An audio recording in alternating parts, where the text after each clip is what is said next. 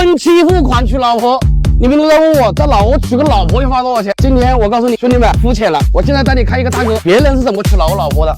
大哥，你是哪里人？湖南乐地的。来老挝来多久了？时间不长，但是整个要是算起来的话，5、6年了。我今天问一个我们网友比较感兴趣的，在老挝娶老婆要花多少钱？看你自己的人格魅力，跟你说话怎么样咯。不要钱的也有啊，人家2、3千块钱娶回去的一样有啊，还有贴钱的也有，好吧，只是少之又少啊。我是自己一个人到男孩，我自己找的老婆，没有钱那个是想个什么办法，你知道吗？老婆怀孕了，分期付款，真是这样干的。我跟你说，没办法，又没钱，人又大，是吧？那你怎么跟老丈人说的？谈了5次才谈下来的。我跟你说，你是跟你老婆2个人是怎么认识的？我老婆在老挝里面给人家做翻译嘛，刚好被我碰到她会说中国话。那个时候我刚来老挝的时候才10来天，加个微信，然后以后给我做翻译干嘛的，是吧？聊着聊着就聊到这里来完了嘛。老挝人很淳朴的。一起，现在你们几个小孩了？2个，1男1女。我那个大的小孩老挝话比我说的还好。他在这里待了2个月，然后我们搞这个忙不赢，然后他偶尔爱发烧嘛。我们把他送回去了，今年又。这小的在这里啊，你看。妈妈去捡了。上次听哥们说你老丈人娶了几个老婆啊？不多，他是那个说的不好听一点，什么都没有，就胆子大。我跟你说，娶第2个老婆的时候把地皮卖掉，胶卖掉，车子卖掉，现在是什么都没有。一共娶了几个？3个，第2个跟我一样大，第3个比我老婆小4岁。其实。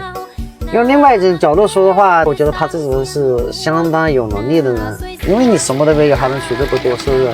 还有一个他也能养活，只要他能养活就可以了。本来这边的习俗风俗习惯也有差异，对不对？只是你们用中国人的眼光看那些事物的话，有点不一样而已。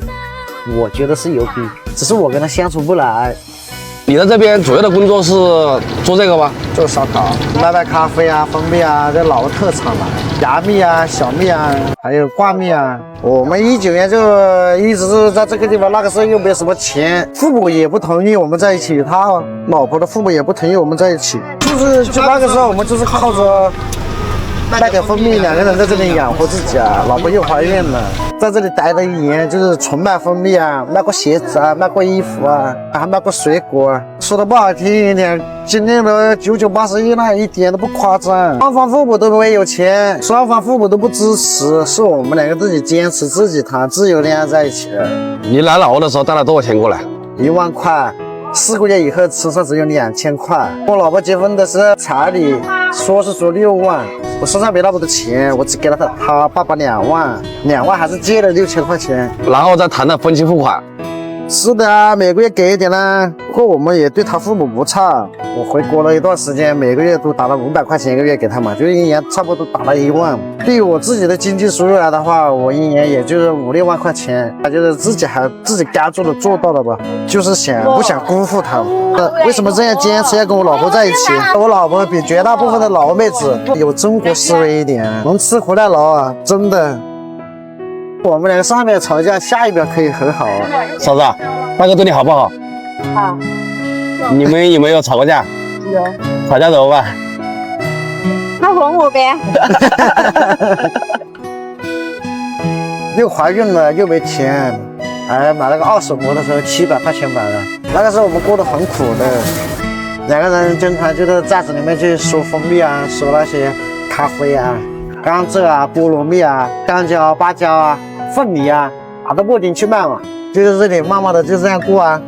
你在老挝来这么久了，有什么心得？就在老挝这边比较轻松自由吧，他没有像中国人一样压力太大了，伤脑细胞。我这里的心里话，第一个在老挝学一点点老话，第2个长期待的话低调一点，不要像个土豪一样的就拿钱就砸就行了，真的。以前直播的时候，我经常跟你们说，谈恋爱，首先得谈的话是语言要通，所以说来这边的话，你首先要解决语言的问题。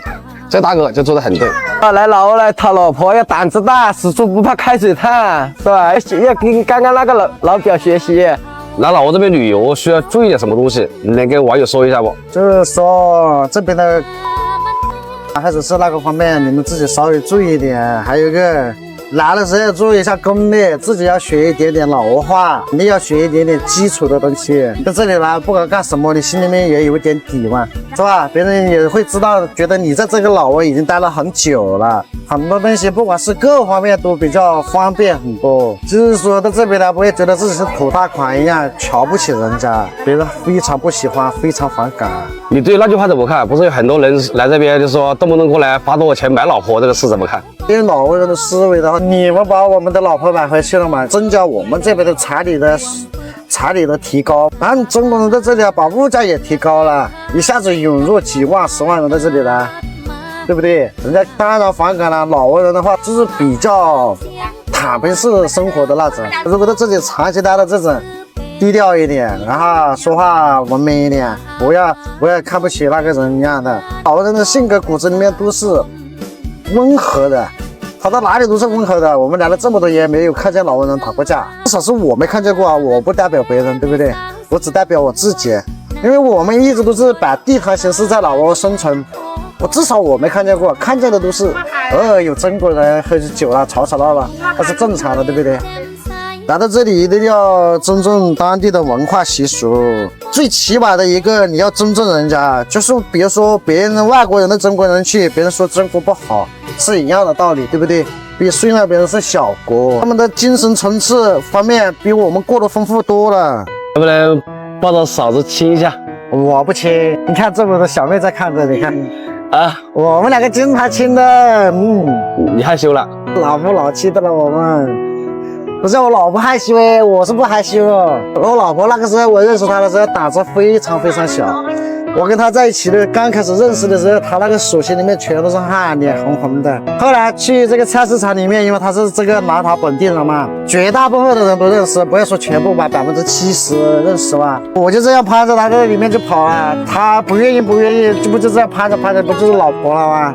还是一个脸皮肯定也要厚一点，不管你在哪里都是一样的。什么说中国人还是要主动一点，但是还有一点啊，碰到那种说要买这里要买那里的呢，你们就自己注意一点了，你们自己去判断了，对吧？好了，今天感谢你了，拍张照片来看叔叔，1、2、3，茄子。